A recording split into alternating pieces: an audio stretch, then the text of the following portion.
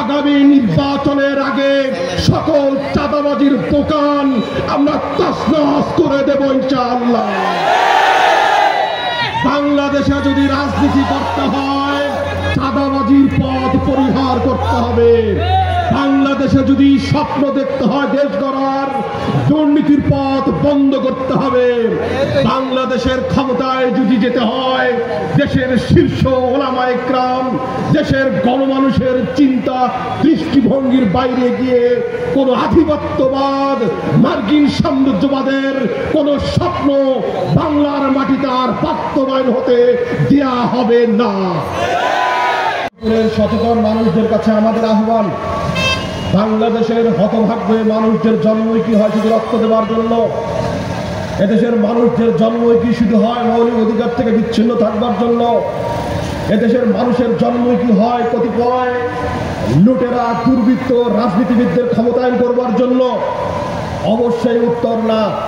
কিন্তু আমাদের ভাগ্যহত জনপদের মানুষগুলোর ভাগ্য নিয়ে স্বাধীনতার 54 বছরে যারা বারবার সিনিমিনি খেলেছে, যারা আমাদের ভাগ্যকে নিয়ে বারবার ছুঁড়ে ফেলে দিয়েছে, জনগণের ভোট ভিক্ষা নিয়ে যারা ক্ষমতায় গিয়েছে, আজ 25-এর এই সময় এসে আমাদের তাদেরকে চিহ্নিত করবার উপযুক্ত সময় হয়ে এসেছে।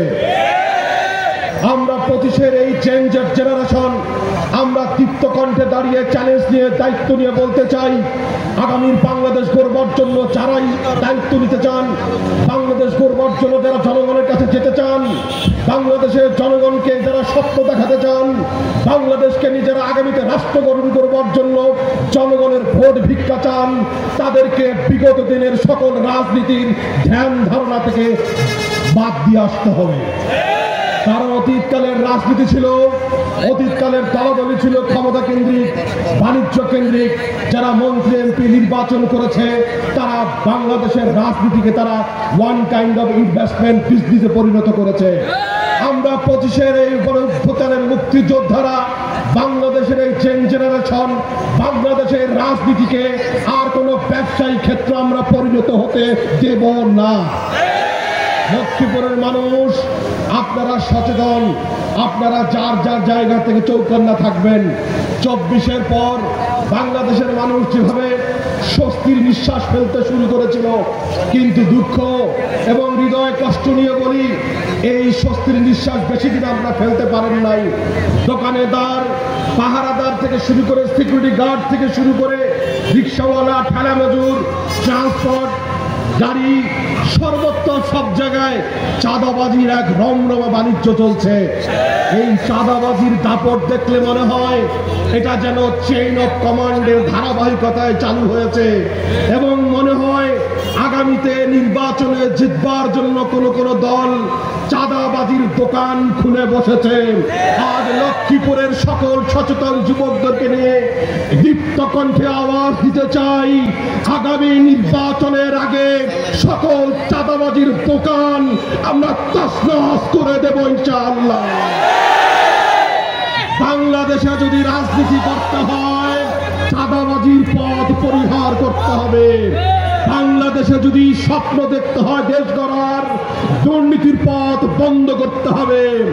বাংলাদেশের ক্ষমতায় যদি যেতে হয় দেশের শীর্ষ ওলামায়ে কেরাম, দেশের গণমানুষের চিন্তা দৃষ্টিভঙ্গির বাইরে গিয়ে কোন আধিপত্যবাদ মার্কিন সাম্রাজ্যবাদের কোন স্বপ্ন বাংলার মাটিতে আর বাস্তবায়ন হতে দেয়া হবে না।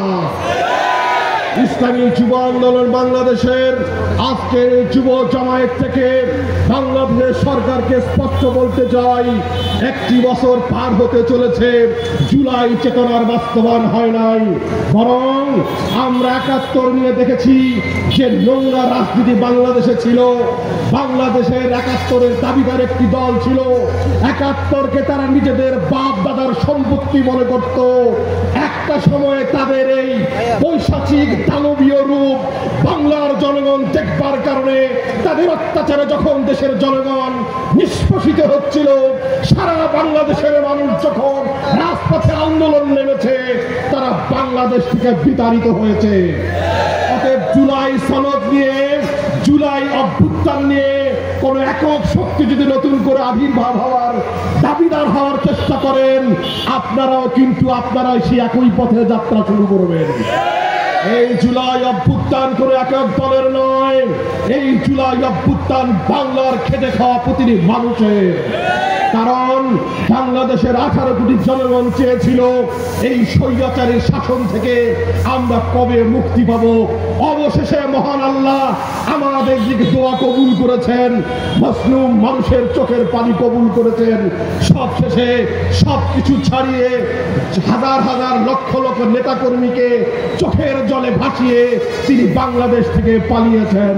অতএব আগামীতে যারা বাংলাদেশ গড়বার স্বপ্ন দেখেন, বিলিভ ইট অর নট, বিশ্বাস করেন বা না করেন, স্বৈরাচারের পথ ধরে যদি আপনারাও আপনাদের স্বপ্ন বোনার চেষ্টা করেন, আগের জন্তু পালাতে পেরেছে, বিশ্বাস করেন এই যোদ্ধারা আপনাদেরকে বাংলার মাটি থেকে পালাতে দেবেন না।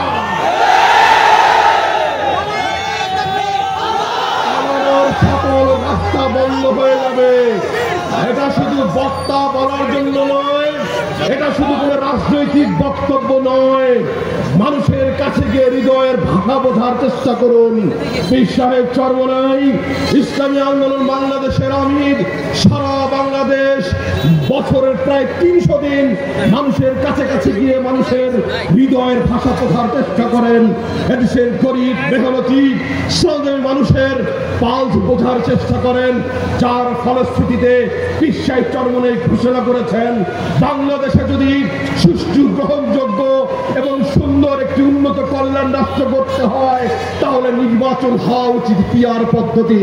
কিন্তু পিয়ার পদ্ধতিতে নির্বাচনে কারো কারো মাথা ব্যথার কারণ চালু হয়েছে। আমরা গভীরভাবে পর্যবেক্ষণ করছি কোন কোন জায়গায় আমাদেরকে বাধা দেওয়া হচ্ছে, জনগণ এগুলি কিন্তু হিসাব করা হচ্ছে। যখন স্বৈরাচারী সেই আওয়ামী লীগকে বাংলাদেশের নিষিদ্ধের আওয়াজ করা হয় তখন কোন কোন শক্তি সেটাকে বাধা দিয়েছিল। স্বৈরাচারী সেই শাসনের, স্বৈরাচারী সেই দানবের রাষ্ট্রপতি যখন বাংলাদেশ থেকে অপসারণের জন্য আন্দোলন করা হয়েছিল তখনও কোন কোন শক্তি সেটা বাধা দিয়েছে। জনগণের মতামতের ভিত্তিতে পিয়ার পদ্ধতিতে নির্বাচনের কথা মোহতারাম পীর সাহেব চরমনাই যখন আওয়াজ তুললেন তখনও বাধা দেওয়া হচ্ছে। আমরা এগুলো গভীরভাবে পর্যবেক্ষণ করছি।